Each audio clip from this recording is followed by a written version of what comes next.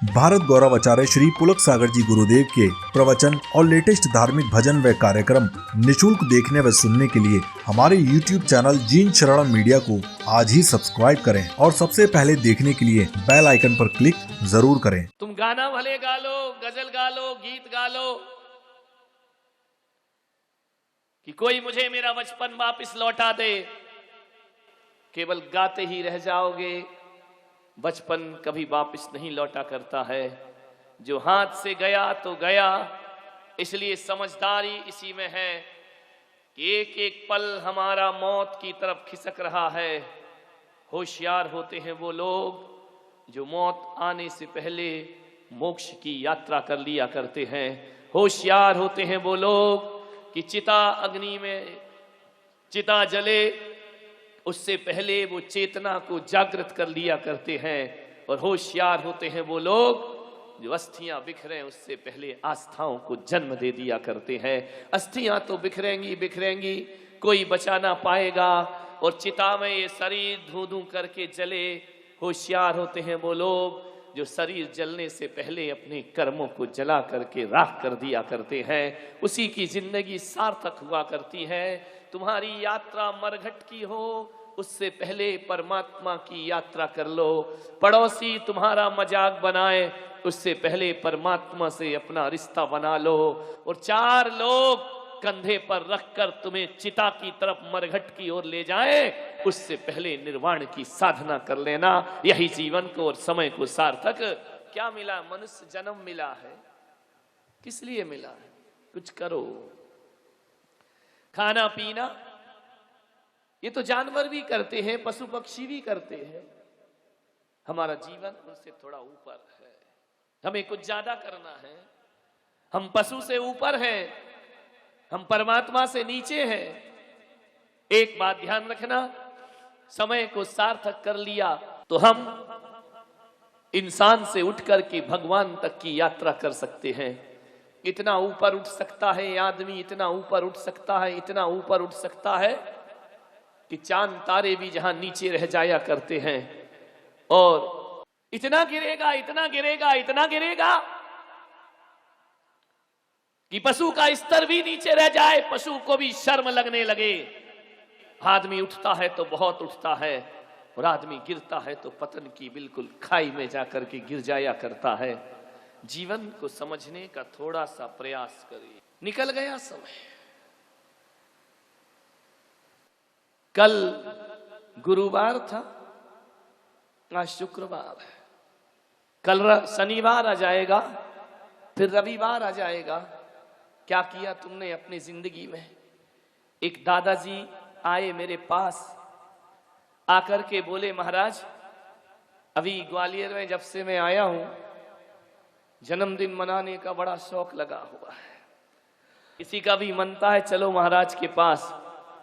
वो 80 साल के दादाजी आए, उन्होंने कहा कि आज मेरा जन्मदिन है। मैंने कहा कितने साल के हो गए? बोले 80 के। तो हमने कहा क्या चाहते हो? बोले आशीर्वाद दे दो। मैंने कहा किस बात का चाहिए? बोले दीर्घायु। 80 साल में दीर्घायु के सपने देख रहा। अरे मैंने कहा दादाजी 80 में तो रस्सी देखना चाहिए कि कब तैयार हो रही है और कब अपने को लेटना है। 80 साल में भी आदमी सोचता है कि दीर्घायु का जीवन जिए। विचार करिए आप। मैं इसके खिलाफ नहीं हूं कि आप 80 साल का जीवन ना जिए। मैं तो कहता हूं आप 100 साल का जीवन जिए। लेकिन मेरा आपसे बड़ी विनम्रता पूर्वक आग्रह है कि बताओ 80 साल में तुमने क्या किया है अपनी जिंदगी में? हरे घिसट घिसट कर 100 साल की जिंदगी जीने से अच्छा हरे जिंदा दिली के साथ एक दिन भी जी लिया जाए तो वह एक दिन सदियों लंबी उम्र से भी बड़ा हुआ करता है। जिंदा दिली के साथ एक दिन जियो। क्या मरे मरे से जीते हो? एक दादाजी की मौत हो गई। एक आदमी ने पूछा, महाराज ये दादाजी नरक गए कि स्वर्ग? मैंने कहा मैं कोई यमराज का एजेंट नहीं हूं कि मैं बताऊं कि स्वर्ग गए कि नरक गए। बोले फिर भी आप संत हैं, कुछ ऐसी बातें बताओ कि हमें प्रेरणा मिले, हम भी अपने जीवन में कुछ सुधार कर सके। बोले बताइए आदमी नरक गया कि स्वर्ग गया? मैंने कहा एक बात बताओ, उस आदमी का जीवन कैसा था? बोले 80 साल की उम्र जी है। मैंने कहा कैसे जिया? बोले 20 साल तो पुलिस ढूंढती रही। विचार को, जीवन देखो अपना, कितना अच्छा समय सार्थक किया उसने। 20 साल तो पुलिस ढूंढती रही, 20 साल तिहाड़ जेल में बंद रहा, 20 साल तिहाड़ से निकल के अस्पताल में सड़ता रहा और 20 साल घर वालों को परेशान किया। महाराज ऐसे 80 साल हो गए, अब बताओ वो स्वर्ग गया कि नरक गया? मैंने कहा मुझसे पूछने की जरूरत नहीं, ये बात तो ग्वालियर वाले ही बता देंगे कि जिसे 20 साल पुलिस ढूंढती रही हो और जिसे 20 साल तिहाड़ जेल में गुजार दिए हो, जो जीवन के अंत में सड़ सड़ के मरा हो। अरे मैंने कहा ऐसा आदमी नियम से नरक गति का पात्र हुआ होगा। एक बात याद रखिए, ऐसे घिसट घिसट के 80 साल मत जियो। कुछ नहीं किया तुमने अपने जीवन में, ऐसे 80 साल जीने से अच्छा तो 23 साल का भगत सिंह होता है जो देश के लिए फांसी के फंदे पर चढ़ जाया करता है। 23 साल की उम्र बहुत है, मानने को क्या मिलता है इस आदमी को? 35 साल की उम्र में सिकंदर दुनिया से चला गया। कितने जज्बे लेकर आया था, कल मैंने आपको बताया था। तमाम दौलतें इकट्ठे करने के बाद जब मृत्यु का समय आया और कोई जीवन ना दे सके, तो सिकंदर को ऐसा लगा कि जितना बटोरा सब व्यर्थ चला गया, जितना जोड़ा सब बेकार गया।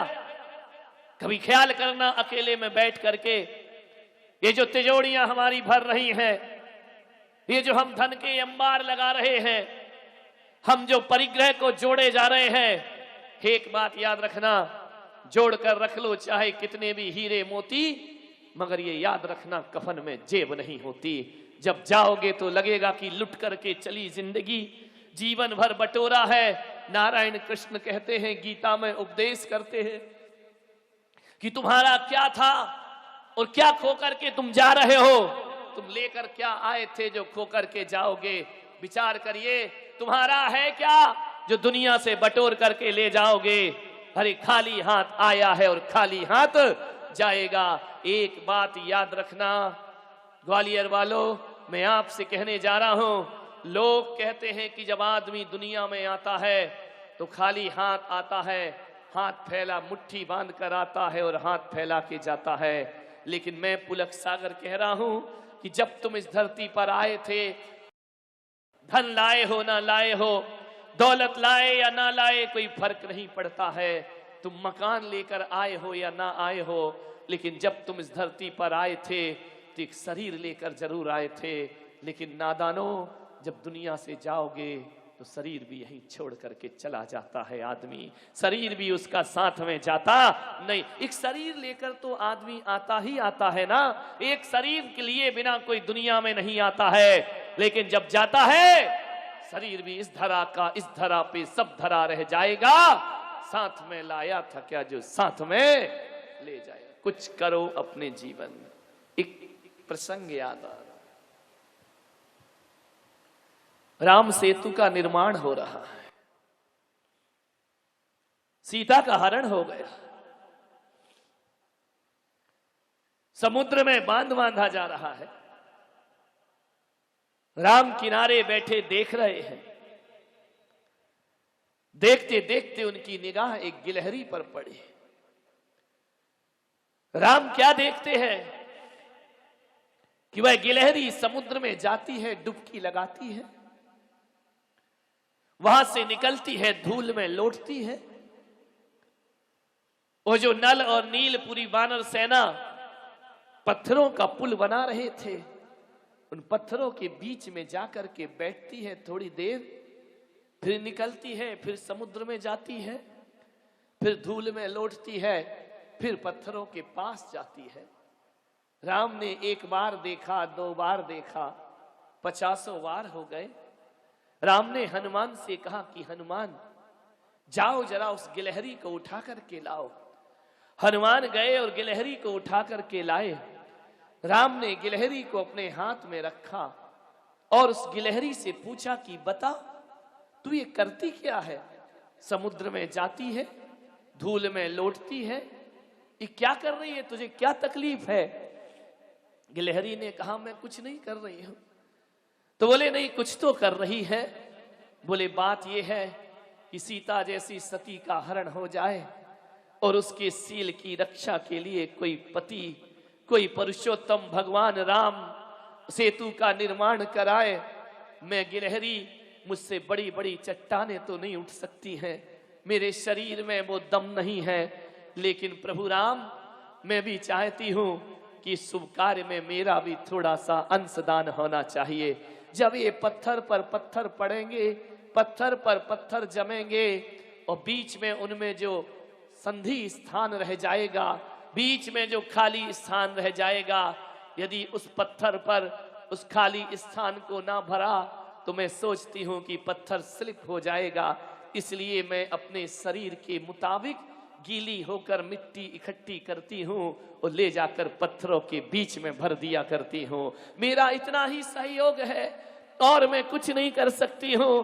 हे प्रभु राम, मेरे पास सामर्थ होता तो मैं भी बड़ी बड़ी चट्टानें उठाती। राम की आंखों में आंसू आ गए। उन्होंने कहा हे गिलहरी, इतना बड़ा तेरा सहयोग, एक बात ध्यान रखना, जब भी इस राम सेतु की गाथा गाई जाएगी, अरे बड़ी बड़ी सेना का नाम लिया जाए या ना लिया जाए, तेरा थोड़ा सा सहयोग बहुत याद किया जाएगा, सदियों सदियों याद किया जाएगा। कहते हैं राम ने बड़े करुणा भाव से गिलहरी की पीठ पर अपनी 3 हाथ की उंगलियां फेर दी। आज भी वह आशीर्वाद का निशान कहते हैं गिलहरी के तन पर बना रहता है। विचार करिए, कल्याण कर दिया उसका। मानिवर, एक छोटा सा सहयोग, आप ये देखिए कि हमारा जीवन किसी के काम आ रहा है, नहीं आ रहा है, थोड़ा सा भी सहयोग हो, लेकिन सहयोग जरूर होना चाहिए। ध्यान में, अपने तन के लिए सभी जीते हैं, महान होते हैं वो जो दूसरों के लिए जिया करते हैं।